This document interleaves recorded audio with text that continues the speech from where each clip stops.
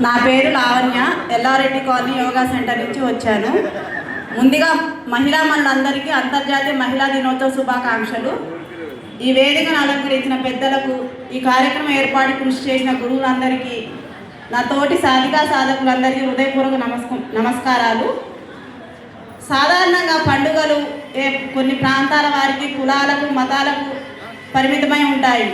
కానీ ప్రపంచవ్యాప్తంగా జాతి, మతం, వర్గం, కులంతో సంబంధం లేకుండా అందరూ కలిసి సంతోషంగా జరుపుకునే పండుగ కాని పండుగ ఈ మహిళా దినోత్సవం జరుపుకునే రోజు.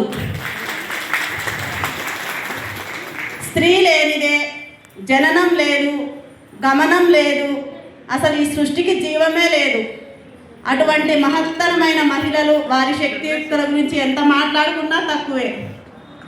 ఒక నానుడు ఉంటుంది, ప్రతి పురుషుడి విజయం వెనకాల ఒక స్త్రీ ఉంటుంది అంటారు. మన ఇంగ్లీష్ వాడుక భాషలోని పదాలను గమనిస్తే షీలో హీ, ఉమెన్లో మెన్, ఫిమేల్లో మేల్, ఇలా పురుషుడు స్త్రీలో అంతర్భాగమై ఉంటారు.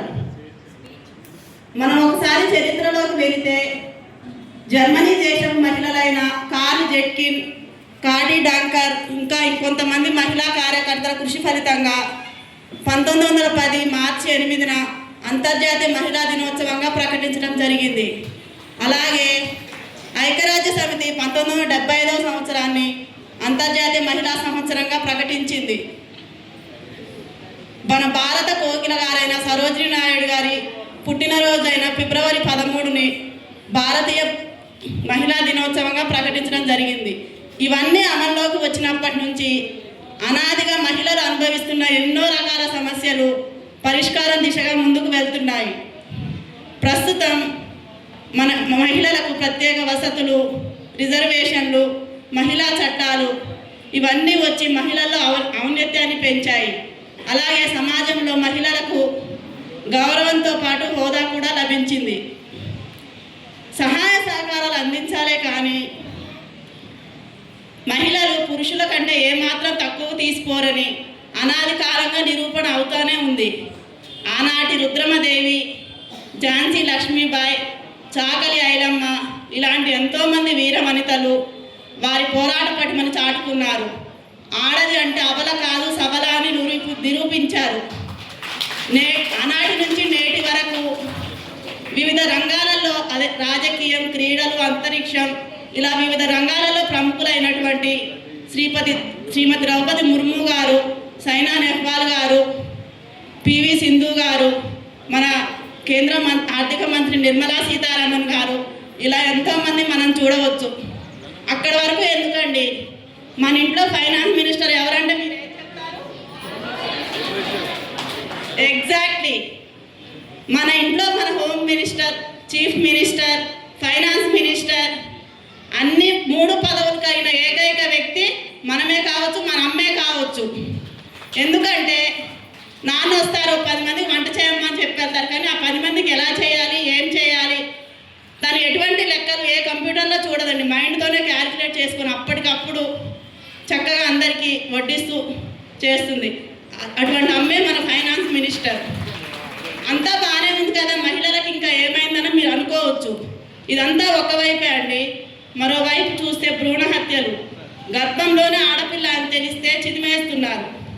అమెరికా లాంటి దేశాలలో జెండర్ రివీల్ చేస్తారు 3-4 మంత్స్కే, కానీ మన దగ్గర అటువంటి పరిస్థితి లేదు.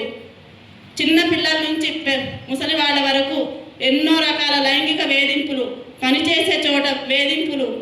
ఎందుకంటే ఇరాన్లో రీసెంట్గా 16 ఏళ్ల బాలికపై అత్యాచారం జరిగింది, కానీ అక్కడ గవర్నమెంటు అమ్మాయికే మరణశిక్ష విధించింది. ఇలా నిత్యం ఎన్నో చూస్తూనే ఉన్నాం. మన హైదరాబాద్, మన నార్సింగ్లో కూడా రీసెంట్గా జరిగింది. ఇక్కడ ఇంతమంది మహిళా మనులు ఉన్నారంటే వారికి వారి కుటుంబ సభ్యులు అందించిన సహాయ సహకారాలని నేను అంటాను. మీరేమంటారు? సమానత్వం అంటే ఏం లేదండి, మేము కోరుకునేది ఒకటే, పురుషులతో పాటు సమానమైన న్యాయం, సమాన గౌరవం. కానీ ఆ స్వేచ్ఛ పేరుతో కూడా ఈ మారుతున్న ఆధునికీకరణలో కొద్ది మంది మహిళలు విపరీత ధోరణితో, తమ పిచ్చి ప్రవర్తనతో సభ్య సమాజంలో మహిళ అనే పదానికి గౌరవభంగం కలిగిస్తున్నారు. బిందెడు పాలల్లో ఒక చుక్క విషపు చుక్క వేసినా ఆ పాలు విషమవుతాయి. అలాగే అతి కొద్ది మంది మహిళల ప్రవర్తన మహిళా సాధికారతకు అడ్డుగోడగా మారుతుందని నేను చెప్పదలుచుకున్నాను. చివరిగా అలా ప్రతి ఒక్కరూ మహిళల స్వేచ్ఛ, సమానత్వం, సహాయ సహకారాలు అందిస్తూ మహిళా అభ్యున్నతి కృషి చేయాలని, మహిళా సాధికారత పెంచాలని, సమాజంలో మహిళ అనే పదానికి ఇంకా ఇంకా గౌరవం పెంచేలా కృషి చేయాలని ఈ సందర్భంగా నేను కోరుకుంటున్నాను. చివరిగా ఒక విన్నపం అండి.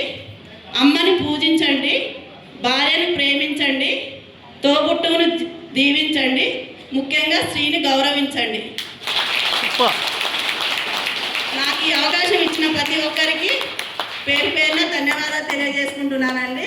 నాకు ఇలా మాట్లాడే అవకాశం ఇచ్చిన, నా ప్రోత్సాహం అందించిన నా భర్తకి, మా సెంటర్ ఇన్ఛార్జ్ వేణుగోపాల్ రెడ్డి సార్కి ప్రత్యేక ధన్యవాదాలు తెలియజేసుకుంటున్నాను. Thank you.